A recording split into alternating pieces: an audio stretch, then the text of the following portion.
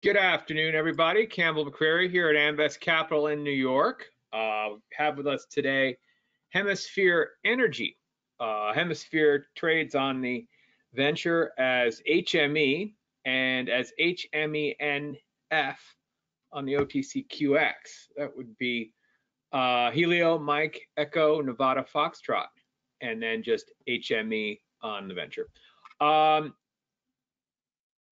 Hope you'll enjoy today's program. We'll be available in replay, on-demand replay in about an hour. And you can, after we finish up, and then you can also get an advanced copy of the replay at amvestcapital.com/webinars. Feel free to chat in your questions in the question pane of GoToWebinar, or we'll simply email them in, and we'll try and ask questions in real time. Amvest is a New York-based specialist investment management and corporate finance firm focused solely on the natural resource and energy space. And all important disclaimer, this call is most definitely for informational purposes only. Very pleased to have with us today Don Simmons, who's the president and CEO of Hemisphere Energy, a petroleum geologist by background. Don has a proven track record of discovering oil and gas in Western Canada and internationally. Before Hemisphere, he was involved at Sebring Energy, a private oil and gas company, and before that, 5 years with Encana, now Oventive, and worked on projects in Southeast Alberta and Ecuador. Following the formal presentation, again, we'll be asking questions of management, and we really hope that you'll send in your questions as well, and we'll ask them right then and there. So welcome to the show, Don.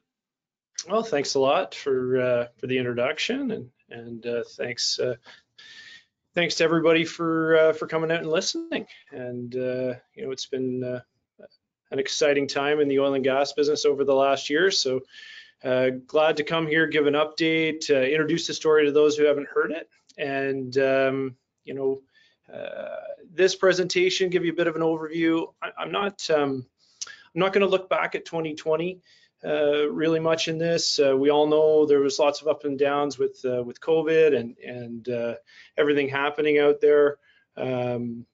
But you know, Hemisphere itself had quite a solid year. We you know, pulled back on our capex back to about $1.5 million last year. So we really you know, tightened the reins there. We brought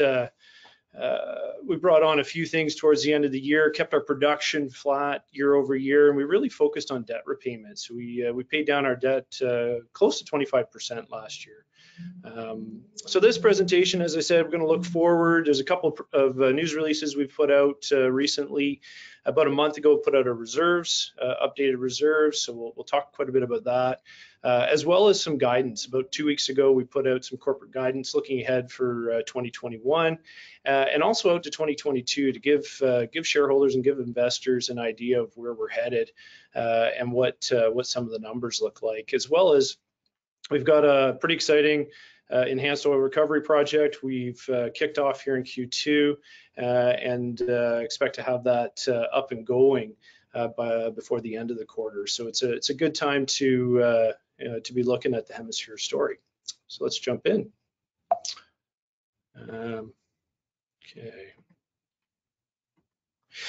So people often ask me, you know, how do you know, can you sum up Hemisphere in a few words? So I think, you know, with regards to the company, really we are a growing energy company, and by growing, we're growing our production, we're growing our reserves, we're growing our cash flow, and you know, those are really the driving forces of adding our value. And when I talk about our team, what do we get up every day and come to the office to do?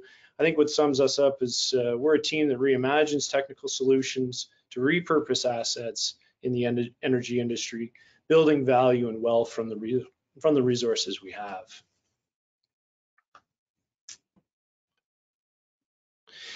So what's our strategy? There's really 4 main core principles that we've used to build Hemisphere and continue to grow Hemisphere.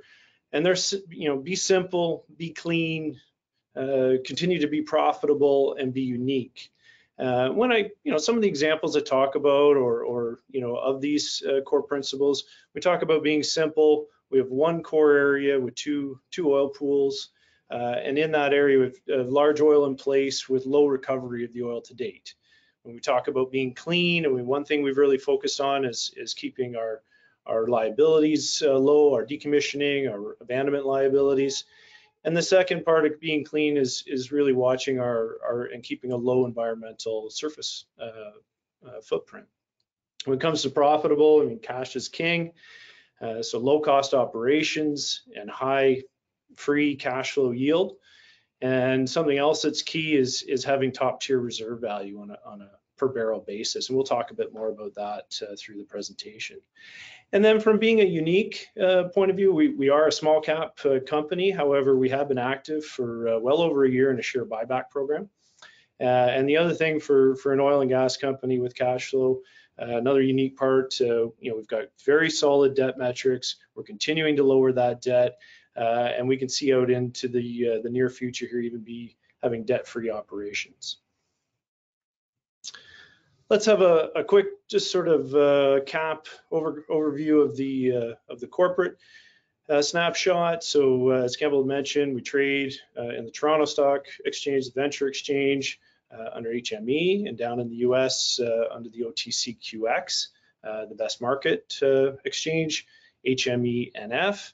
Share price when we put this together last week was 45 cents a share. Saw this morning we were down a little bit, I think 42 or 43 cents this morning. Insider ownership 13%, and on a fully diluted basis 28%. So just over 88 million shares outstanding, and fully diluted just under 109 million shares outstanding. So with all those numbers, that gives us a market cap roughly 40 million. And if you include our debt, we're looking at an enterprise value of just over $64 million. So where are we located, and what are some of the key numbers to the company? We are a Canadian company. Our asset is called Atlee Buffalo. It's located down in southeast Alberta. It's about 3 hours east of Calgary, about an hour north of the city of Medicine Hat, for those who've been out in that part of the world. Some of the key numbers, I'm going to come back to the reserves throughout the presentation, but to recap there, just out about a month ago, our proved plus probable reserves discounted, net present value discounted at 10%, $211 million, and the barrels associated with that just under 15 million barrels. Our proved reserves, net present value discounted at 10%, $170 million, and 11.7 million barrels. And our proved developed producing reserves, or blowdown case, discounted at 10%, $81 million. So you can compare that back to our enterprise value. Certainly some opportunity there, and as I said, we'll dive into that a bit more later in the presentation. Latest production numbers out there today. Most of the month of March, we produced about 1,850 barrels a day. We are 99% oil, so look at us. Even though we use the term BOE, we're really talking about barrels of oil. Net debt estimated at the year end, December 31st, 24.5 million. And something we're quite proud of is our abandonment, decommissioning, and reclamation costs. We've been very cognizant of that over the years to make sure we don't take on a lot of liabilities in the field. And our undiscounted liability value is 8 million. So that leads to, in Alberta, we've got something called a liability management rating system there. Our ratio is basically 10 times our assets, producing assets, to our wellbore liabilities. Puts us in the top 7% of the companies in Alberta compared to our peers. So where are we headed? If we look here, this slide looks at our guidance out over for the rest of this year, 2021, and even looking into 2022. And this is using a $60 WTI price forecast, flat price. So if we take a look at 2021 first, we're looking to average annual production of 1,900 BOEs a day, exit production of 2,200 barrels a day. That's gives us cash flow from operations of 19 million. On a per share basis, that's 22 cents a share. for spending capital in the field of $6 million. That leaves us free cash flow for the year about $13 million, which we'll be applying this year to our debt.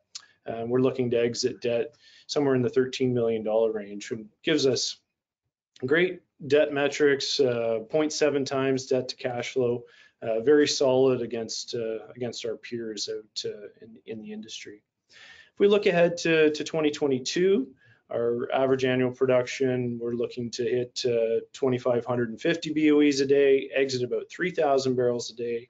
At $60 oil, that give us cash flow from operations of $30 million, or 34 cents a share. I guess I think we're trading at 43 or 44 today. Capital expenditures next year planned right now of $7 million, and that would leave us free cash flow of $23 million. So we'd actually be sitting in a cash position if we didn't up our CapEx in 2022. Let's have a look, break down that revenue a little bit. Where does that go corporately? If we look at 2021, 1,900 BOEs a day is the average for the year. Royalties account for 17%. OPEX, so operating costs and transportation, 19%. When we look at our G&A and our interest and our hedging, with 13%. Capital expenditures out in the field, 16%. That leaves 35% free cash flow in 2021. As I said, plan right now is to apply that to the debt to pay that down even further. As we move through to 2022, I don't need to go through all the individual parts of the graph. The most important thing is that growing free cash flow up to 45% for 2022. So let's have a look at those budgets. A lot of people ask me, okay, $60 is great. What happens if oil price drops 10 bucks, averages 50? Or there are the bulls out there as well that when they look at this and say, well, that's great. What about if oil goes higher? And so we ran it at $70 sensitivity as well. So I'm not going to go through all the numbers, but a couple of the highlights. In a $50 price environment, you can see we're still debt-free by the end of 2022, spending and having the same CapEx program as we planned in our $60 budget. If you look at the bullish case, the $70 WTI, we're up to 40 cents a share in cash flow in 2022, and exiting, we'd have about $15 million in cash if we didn't, spend it on other things. So, where does that put us? Really, it leaves us with an extremely strong balance sheet, and that presents opportunities for us with this, huge amount of financial flexibility.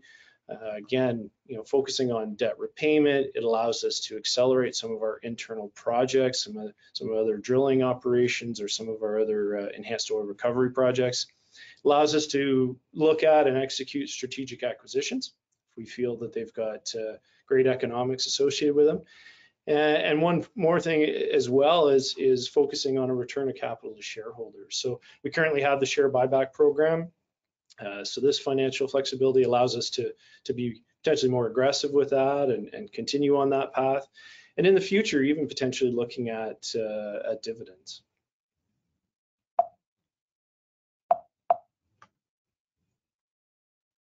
There we go. So let's have a little, closer look at reserves and talk about a little bit. I think not everybody, but some people get a little bit overwhelmed. I think when they see reserve reports, they're highly technical, and in some cases they tend to sort of ignore or maybe don't know what to look at in there. So I'm going to give a little high-level synopsis of what I think and why I think they're so important and why they're such a great comparison when I compare Hemisphere to other companies. So for one thing to remember, a reserve report is a third-party audited estimate of future cash flows. So instead of building your own models and coming up with what you think we might produce in the future and what price and what our op costs are, these are a group, a third-party group of engineers that look at our assets, they look at our cost structure, and they come up with that future cash flow estimate for investors. And it's something that every oil company publicly traded does every year. So I think there's just a huge amount of information in there, and something that you know, I know as a company, as a CEO, I'm constantly looking at other people's and trying to explain to potential shareholders the value that that reserve reports have. So when we look at Hemisphere, you know, we've got these phenomenal projects, high netbacks, quick payouts, exceptional rates of return, and what that leads to are some really phenomenal reserve report valuations. So again, to recap the number on a proved plus probable basis, $211 million net present value, discounted at 10% before tax. Our proven value of 170 million. And the one thing I'll say is in my view, I think in a decent oil and gas market, which we're in today, we started into this year, companies will begin and start to trade at or slightly above their proven values. And so again, this is one way where you can use these reserve reports to see where companies are, you know, are trading. Now, again, there's other things to consider, balance sheets and projects, and but you know, in my view, that's where we should start to see, you know, oil companies trade towards. When you look at the blowdown case, PDP case, $81 million of value. So, you know, if you remember back to our enterprise value of 64 million, we're still trading below our blowdown value. Couple points to make there. You know, I mentioned, I think this is a great way to compare us to other companies. Something you should note that these numbers that I'm putting out there, they do account for all future decommissioning liabilities. And they also account for all the future development capital, OPEX, royalties, etc. And the last point I'll make on our reserve report is that I think it's a fairly conservative price forecast. When these were made, again, you know, at the end of the year, they set a price forecast. So the auditors at that point in time, they set a price for 2021 WTI of $47.17. We're currently at, I think, 63 today when last I looked. And when I looked at the average price for the year so far, I think we're over somewhere between $58 and $59 WTI. And this price forecast that's used in our reserve report, it doesn't go over $60 until 2029. So I think it's a fairly conservative price forecast, which is fine. So these numbers, you know, at Hemisphere, we got superior, you know, fantastic metrics. When we look at our reserves, 2-year average proved finding and development cost of $2.32 a barrel. It's a function of the assets we have and really the adding barrels for at a very low cost. Our 2-year average proved recycle ratio of 11.6 times. Proved reserve life index 18.8 years. So we've got lots of running room here. And now, you know, the next question I always have is, well, okay, well, that's great. How do we compare to our competitors? So the next few slides, we're going to take a look at some of these reserve numbers and compare it to 19 of our peers in Canada that are oil weighted and various sizes, but gives us a sense of where we fit in amongst our peers. So when we look at this slide, it compares the per barrel value of reserves, both the proven developed producing, the total proved category, and the proved plus probable category. And what I'm highlighting here is that in all 3 categories, Hemisphere's per barrel reserves are the highest of all of our peers. And so really what this is telling us is just a function of the reserve and the resource and the pools that we have and how exceptional that they are. Now, what that then begs is the next slide is then how does Hemisphere compare in our trading or in our enterprise value? So this is looking at a ratio of our enterprise value to our reserve value. Again, all 3 categories. It's hung on the PDP case, but you know, all 3 categories are there, and the lighter blue is the proven and the green is the proven plus probable. So again, here it's highlighting how much of an opportunity we present to shareholders. We're trading below 1 times our PDP, whereas, you know, many of these companies are trading above their PDP. And as you can see, I mentioned earlier, you know, I sort of feel in a decent market company with a good balance sheet will eventually trade at or one times or above their proven value of the reserves. And you can see there's quite a number of companies here that are already trading at or above 1 times their proven numbers. So again, just really highlights the opportunity in the market of Hemisphere. So we've then done in this slide, we've kind of broken it down like that. It's great to say, what are, you trade cheap. What are some of these values? So we took our reserve values, our PDP reserve value, our proven value, and our 2P value. We adjusted it for a debt, so this is debt adjusted, and then look at it on a per share basis. And then we've added in here a couple of additional price sensitivities. So if we look at Hemisphere, and the dashed yellow line across the graph is where we were trading, I think last Thursday or Friday when we finalized the presentation.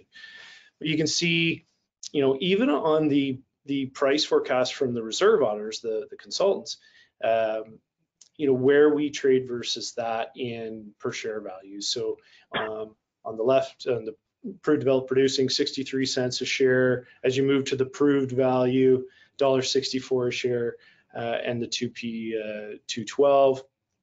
If you believe more in a world we're in today at $60 WTI, the PDP value 83 cents, total proved value just over $2 a share. And again, back to my feeling on this, in a good market, in good quality companies, eventually they do trade towards those proven values.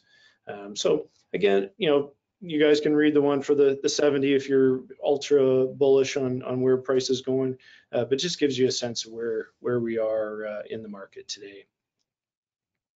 So let's talk a little bit more about our pools and what the reserves are based on.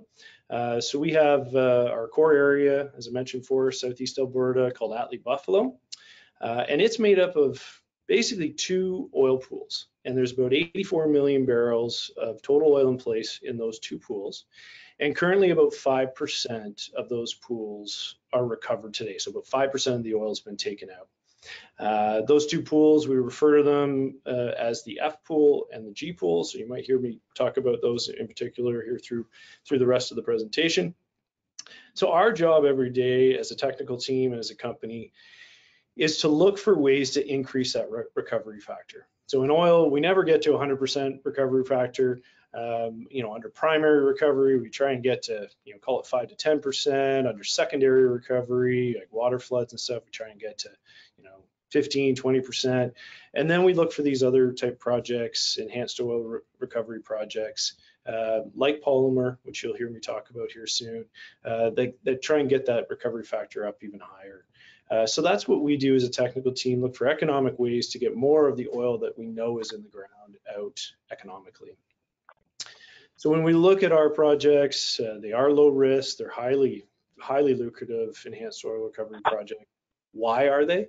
Number one reason, they have excellent quality reservoirs, they're beautiful sandstones, they're well delineated, these pools, lots of vertical wells drilled back 40 plus years ago that delineated the pools.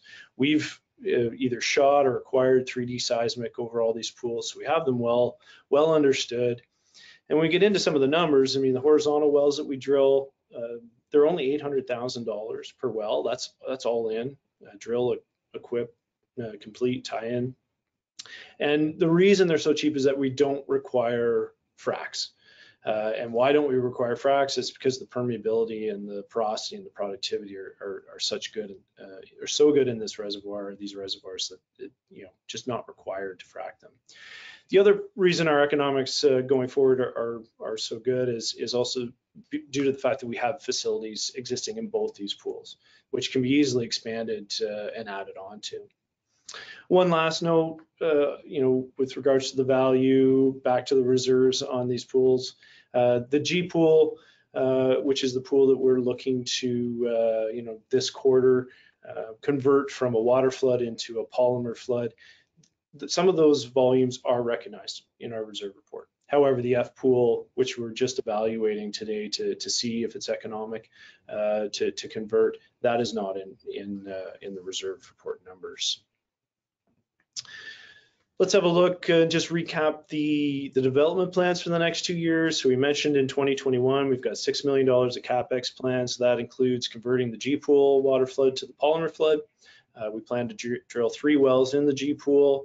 We're going to expand our G pool facilities here this summer for the expected increase in production.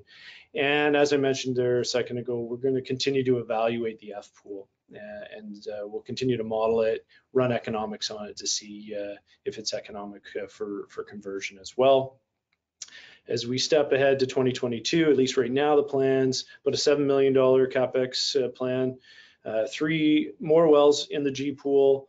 Again, we'll continue to optimize that polymer flood. We've got 4 wells planned in the F pool, and we would potentially up that CapEx if the F pool polymer was economic. It was something that we would be moving forward potentially in 2022. So why polymer? It is a tried and true proven method of enhanced oil recovery. We're not reinventing any wheels here. This is taking a powdered polymer, it's added into our injection water system, and the goal is to increase the viscosity of the injected water and polymer system. What we're looking for is to get something similar to a viscosity or consistency of olive oil. And what that then does is it builds this wall between the water and the oil, and it pushes that oil over to our producing wells. And it tries to stop, or does stop, the water from streaking through from our injector over to our producers. So if you can see in the diagram there, we've got 3 horizontal wells drilled. The injector well is in the middle, pushing the polymer out and pushing that oil over to the producers on either side. The other thing I'll note is with our pad drilling, very limited surface impact when we're dealing with our wells on surface. What does this lead to? An increase in oil production, a decrease in water production, and overall an increase in the oil recovery out of the reservoir. So it's an exciting time, exciting change. That being said, it's a fairly calculated risk. I mean, this isn't something that is, or it is something that's used all over the world. Numerous companies, numerous projects, not just in Canada, but throughout the U.S. and throughout the world. There's probably a number of companies there that you recognize. And it's an exciting time. This is, we're started construction on getting things up and running for the polymer conversion, and we expect to have first injection before the end of this quarter. So stay tuned. I'll be happy to give an update as we know more through the year.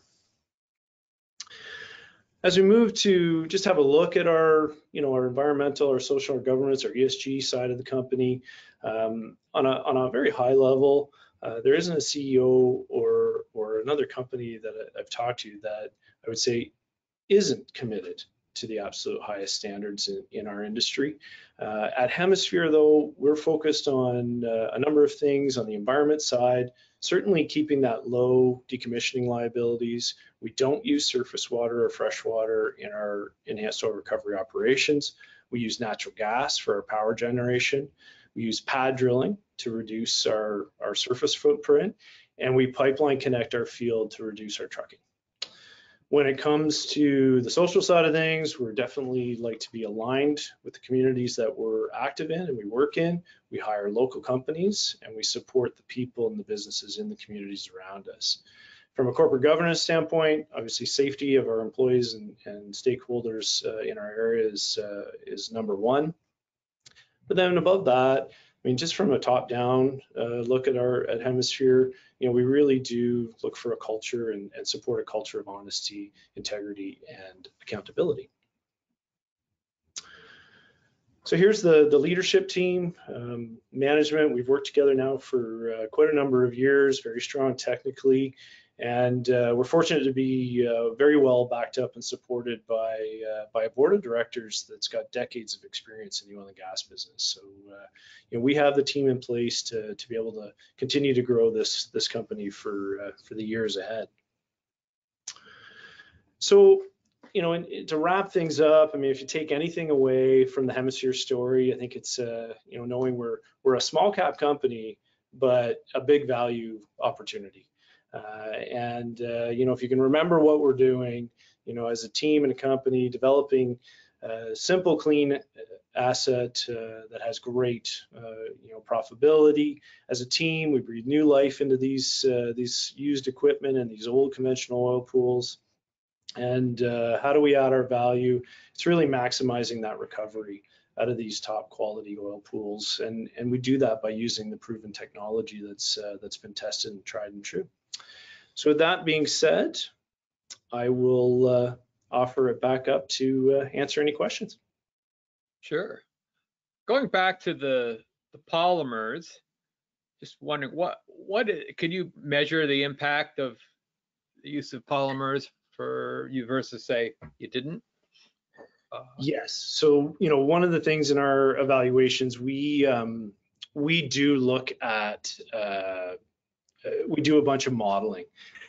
So we model our reservoirs and our production, and we get a match, and then we look and we do predictive runs into the future. And so we've got numerous different runs where you look at just using our water flood continuing on and how much oil we would get out of the ground.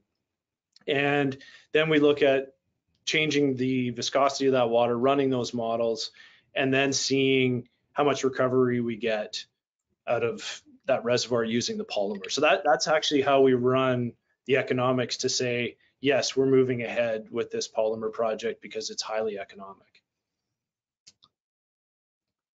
What are the risks that can lead polymers to work below their expected efficiency? What can go wrong? What can go wrong? I guess, in some cases, the things you have to watch out for is any shearing of the polymer in our equipment. So that's why we've got people that are helping us with that, make sure the design is correct. We're using one of the top companies in Calgary that's designed other polymer projects out in the field. So we feel quite confident that we're working with the right people to make sure that we don't have any of those issues. I guess one of the greatest risks might be just that it, for some reason, doesn't work. Well, you can just stop using it. There's no damage long term. It would sort of be, well, you used some polymer, but and you paid for it, but you didn't get the impact you expected. But again, that's where the review that we've done, looking at the analogs of other pools that are like ours. Obviously, we think it's going to have a great impact, so we're moving forward with it. What kind of production increase are you expecting with the polymer? So, you can see in what we put out for our guidance, we have production increase from the graduate plastics. It's all plastics anyway. So we do expect, and in some of that guidance, some of that production increase is from a successful polymer. I guess probably the easiest thing or the best way for me to say it is in some of the analogs that we're seeing out there that have been successful in Canada that we think are good analogs to what we have. They are seeing increases in production over the course of 12 months of at or close to doubling in production from the polymer. So, we would be quite delighted to see those kind of production increases with the implementation of the polymer.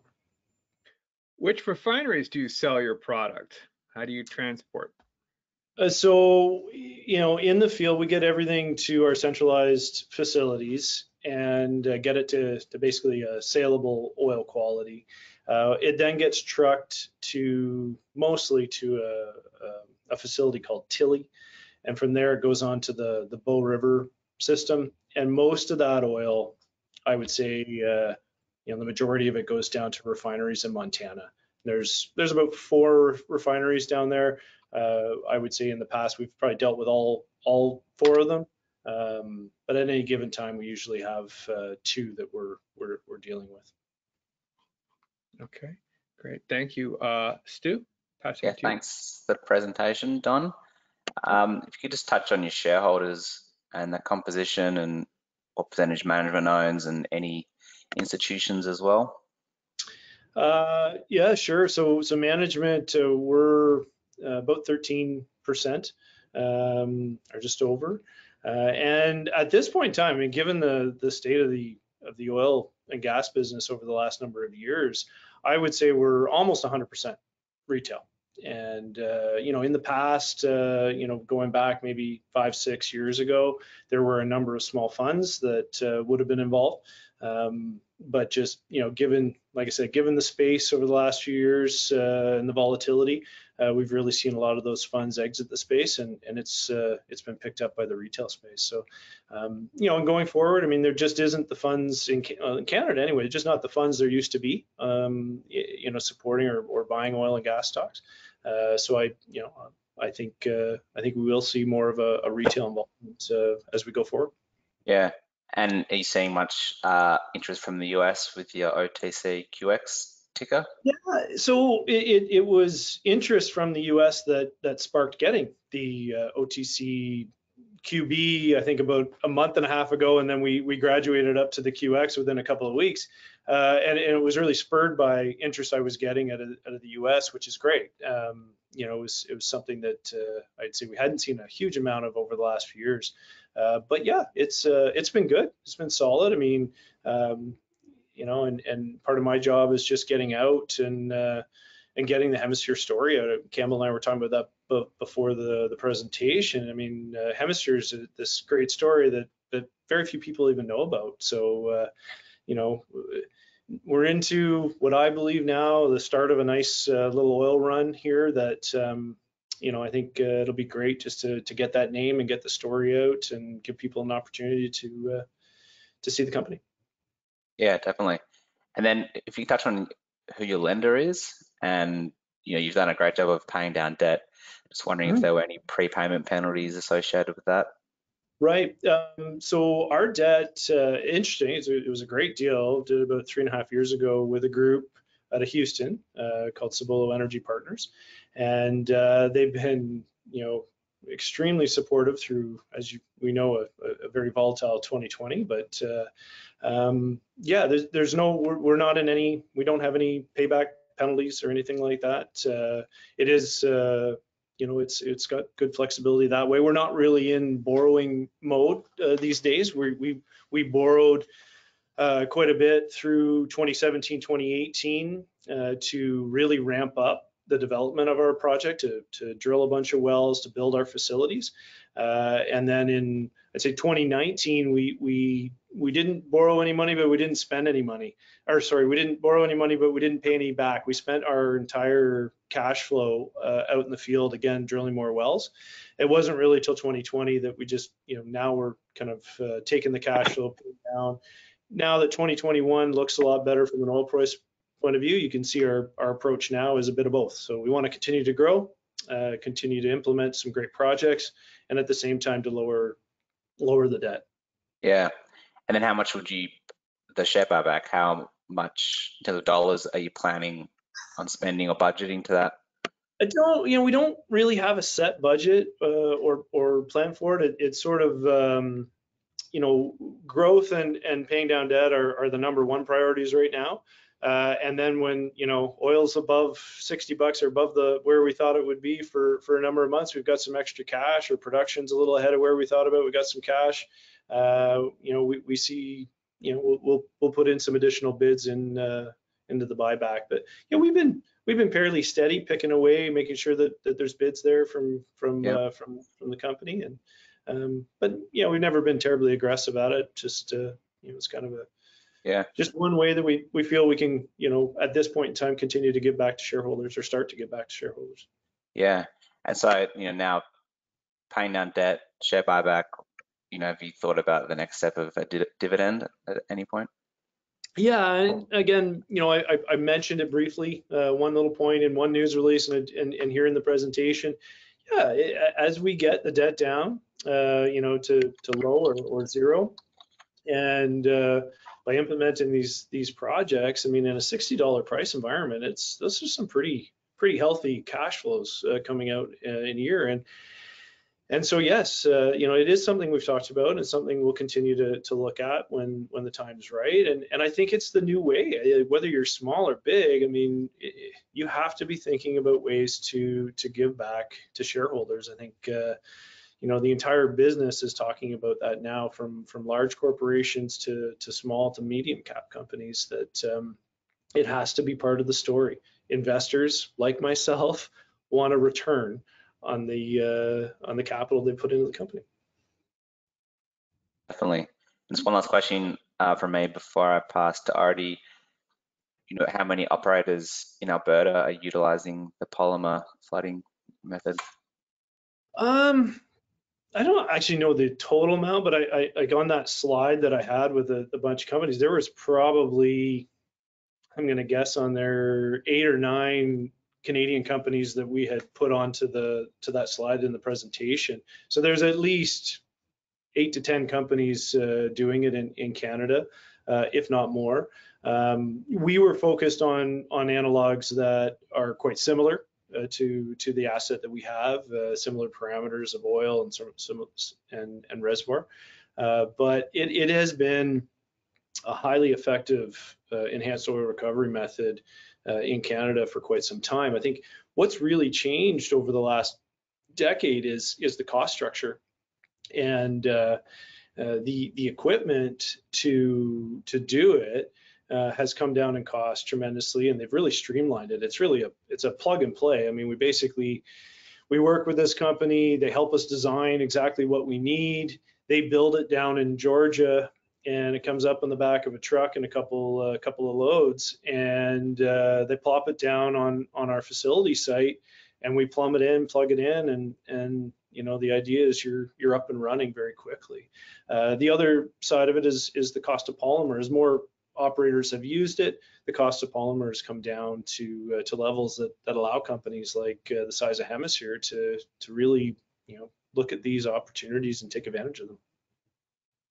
I think you'll continue to see more and more of this in Canada anyway. Right. Well, thanks for that. I'll pass to Artie. Thank you. I'm wondering if is there any concept like a polymer consumption rate?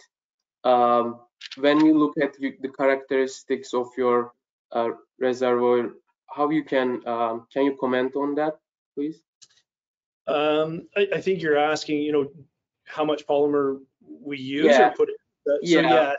So so all that is there's a lot of science that goes into these, and it goes into the modeling. So again, in a perfect world, you'd use a really thick viscous polymer, and you'll push every drop of oil you could out of there, but that's not realistic. So it's what we're looking to do is increase the viscosity of our water system, but at the same time be able the fluid has to move through the reservoir, has to push that oil over there.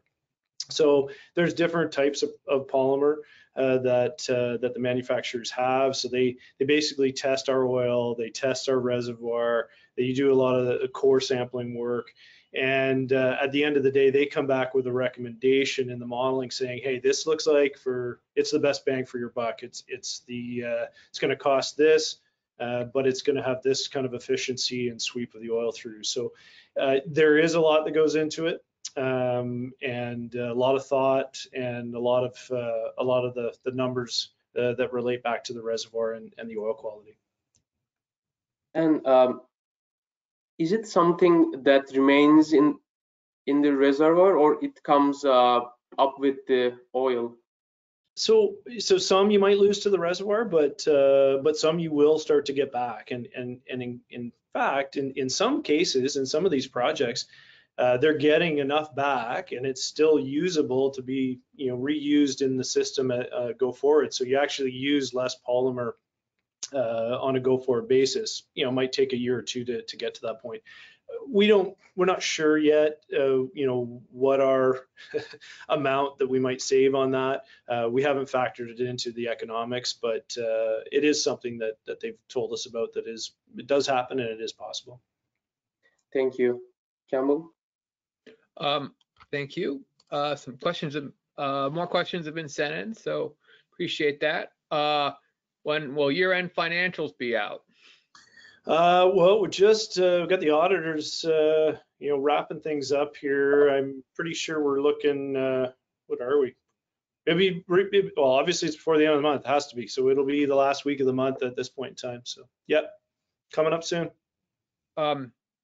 Any thoughts of aggressively expanding the project or getting a second core area? Yes. Yeah, we, expanding the project would be to move over to the second pool, which we talked about. That's under evaluation this year as we speak. We're doing the modeling on it. We'll have a sense over the next few months of what kind of economics that project would have. So that would be the expansion in our own area.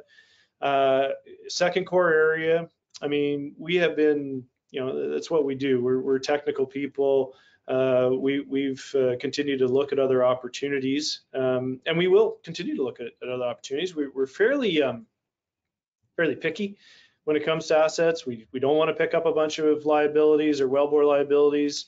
We would like to probably stick to what we know best. So we're good at heavier oil, we're good at horizontal wells, we're good at water flooding. So we probably stick to our knitting there. But yeah, that's if we can get something that is the right cost for us to get in and has the some solid upside, we're continuing looking for those opportunities. I will say, with higher cash flows and lower debt and a higher share price, it opens up more opportunities for us to act on, and that's why in the presentation I mentioned under that flexible financial flexibility, strategic acquisitions is one of those core points. And for us to enter in something, we'd want it to be meaningful. If we can go capture another area that we think we can grow to a few thousand barrels a day through the drill bit or through enhanced oil recovery project, yeah, we'll continue to evaluate those. How are you able to achieve netbacks in the $30 range in Q3, and do you anticipate top percentile netbacks going forward? Yeah, I hope so. Our netback's a big function of that. Two things. Probably the biggest driver is our low op cost. So if you look consistently, over the last number of years, we've always had very solid low operation costs. So operations and transportation, I kind of lump the two together. And so if you look at Q3 and quarters before that, I don't have those numbers in front of me, but I believe our op costs were probably single digit at that point in time, or very low double digit. So for an oil company, for a heavy oil company, those are phenomenal. Again, it sort of speaks to, I'd like to take credit for it as the team, that it's all us, but it really is a function of the asset that we have. And then on top of that, I guess it's the royalty structure as well. Again, in Canada, we have a fairly a unique or special royalty structure where most of our lands are crown lands, what we call, or so we pay a royalty to the government, and it's a sliding scale royalty. So the lower the price, the lower the royalty. So that helps companies through periods like Q3 last year. I mean, the price had come back, but I still think it was in the 40s. So we weren't detrimentally hit with a large royalty, because even when the price had come down so much. So it's those two things that help allow us to have those solid netbacks. And yeah, I mean, our goal isn't just growth in barrels for the sake of bigger BOE numbers. Never has been. It's all about making more money per barrel. And if you've got the lowest cost barrels out there, then there'll always be a market for it, and there'll always be buyers for it. With WTI at $63 today, what is your oil selling for in Canadian dollars? Oh goodness, it would be in Canadian dollars. Well, $63 minus about a $10 or $11 differential discount. So you're back into the low 50s. The dollar exchange is we're about 80 cents. So pop that back up to over $60, and then we're a quality adjustment of about $4. So I'm going to just off the top of my head somewhere between 57 and $60 wellhead price. I'll take that all day. I'll take that all day long. That's a great price compared to what we've had over the last number of years. Maybe you mentioned hedging before, but what percentage of oil is hedged, and what are your netbacks to HME at 63 WTI? Okay. So yes, we are hedged. We've layered in some hedges as the price of oil came up through Q1 into the $60 range. We have layered in some hedges through Q2, Q3, Q4, and I think even into probably most of Q1 as well for next year. Call it around 50%. Of our, we usually do it based off of our reserve report, PDP numbers. So I'd say 50-55%. And that's just, it's a function of you can get a good price, you lock in some cash flows on a go-forward basis. We also look to lock in on our hedges some of the differentials. So we've seen some good pricing on the differential. So we have locked in for Q2, Q3, and a little bit for Q4 on the differential. So that's again, locking in a wellhead price there that we're quite happy with. And then, sorry, the next question was a netback at netback in today's environment.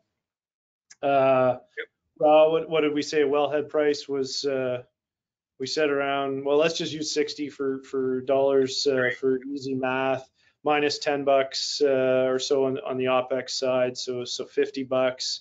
Royalties in that price range are probably looking at I don't know, let's just use $10 there for another round. It's down to 40. $3 for G&A is 37. A couple bucks in interest. Yeah, probably around $35.